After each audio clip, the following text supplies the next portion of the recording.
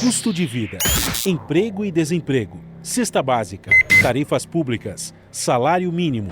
Agora, na Brasil Atual, a análise do DIEESE. A participação de José Silvestre, diretor adjunto do DIEESE. Bom dia. Bom dia, Rafael. Vamos falar com o José Silvestre sobre a nota técnica divulgada ontem pelo DIEESE, que já faz um estudo dos impactos positivos do pagamento do 13º salário para a economia brasileira. O estudo aponta que cerca de 215 bilhões podem ser injetados, o que vai ajudar a dar um reforço nesse momento final do ano, que está marcado pelo desemprego e pela crise econômica que só se aprofunda, né, Silvestre? Exatamente, Rafael. Esse estudo, ou essa estimativa do montante do 13º que deve entrar na economia brasileira, é bom que se diga que ele deve entrar ao longo do ano, né? Porque você tem, por exemplo, muitas categorias profissionais, por força de acordo ou de convenção coletiva, tem uma cláusula que estabelece o adiantamento da primeira parcela, por exemplo, em outro período do ano. Além do mais, esse ano, em razão de estarmos vivendo um ano atípico, né, da pandemia do coronavírus, o regime geral da Previdência Social, ou seja, a Previdência, adiantou para aqueles que são pensionistas e aposentados os benefícios relativos ao 13º, pagou em abril e maio. Portanto, isso é uma projeção do montante ao longo do ano que deve entrar na economia. Agora, muito provavelmente, Rafael, boa parte desse recurso entra agora nesse final de ano, entre novembro e dezembro. Agora, não temos como precisar qual é exatamente esse montante. Silvestre, o estudo do DIEESE também avalia a injeção desses recursos por todo o Brasil, e isso demonstra também a desigualdade que a gente encontra por todo o país com relação aos empregos formais, não? O Sudeste representa quase 50% desses recursos extras que vêm com o 13º?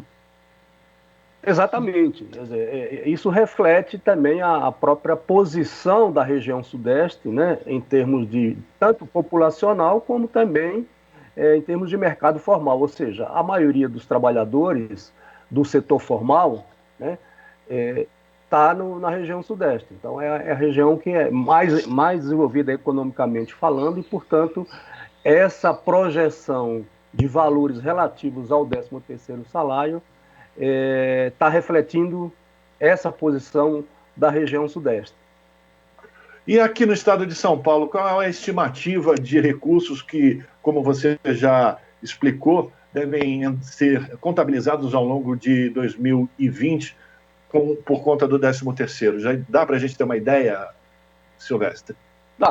A São Paulo, né, na região Sudeste, o maior peso da região Sudeste é o estado de São Paulo. E, portanto, o montante do 13º aqui é maior. Ou seja, mais ou menos, o estado de São Paulo representa mais ou menos, em termos de Brasil, por volta de 1/3, né, 30% ou algo parecido do PIB.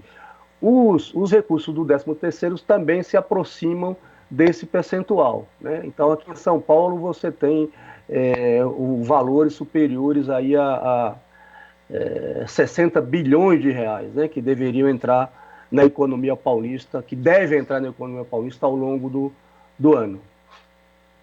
E a gente está falando do mercado formal. Nesse cálculo não é considerado, por exemplo, os trabalhadores domésticos e os servidores públicos. Eles entram também nesse estudo, Silvestre?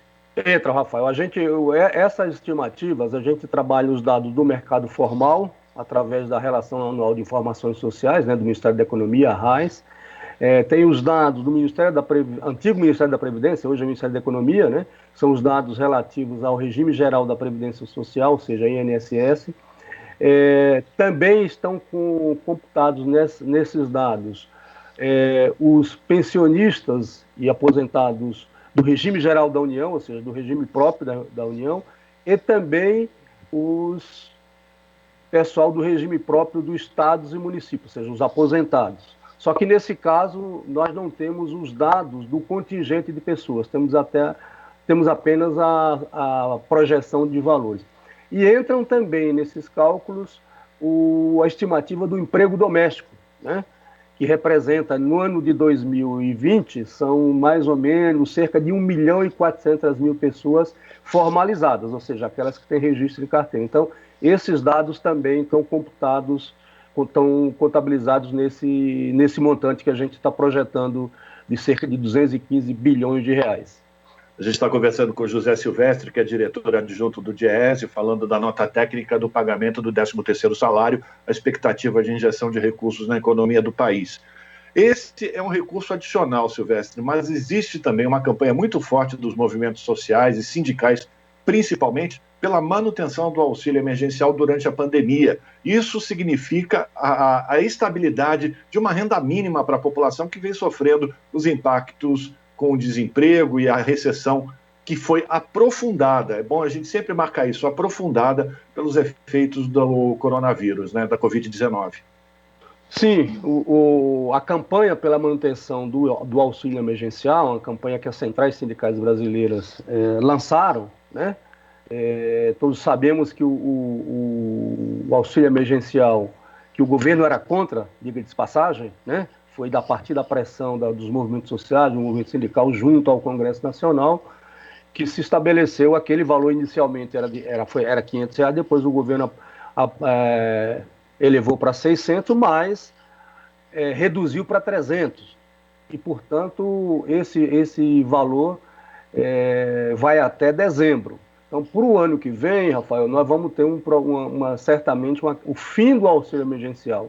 Uma vez que a pandemia continua, porque não temos ainda a vacina em condições, embora as notícias sejam promissoras em relação às vacinas, mas nós não teremos certamente no início do ano, ou até meados do ano que vem, uma vacina ou vacinas em quantidades suficientes para imunizar o conjunto da população. Portanto, nós vamos ter ainda ano que vem efeitos da pandemia, né, que são efeitos drásticos sobre a economia. Nós vamos ter, inclusive, todas as projeções indicam um aumento da taxa de desemprego, né, aumento da desocupação, enfim, queda na renda. Então, o ano que vem será também um ano difícil do ponto de vista econômico, né, e, portanto, esses recursos seria muito bem-vindo se nós tivéssemos uma continuidade desses recursos do auxílio emergencial, pelo menos pelo mais os 3-4 meses de 2021.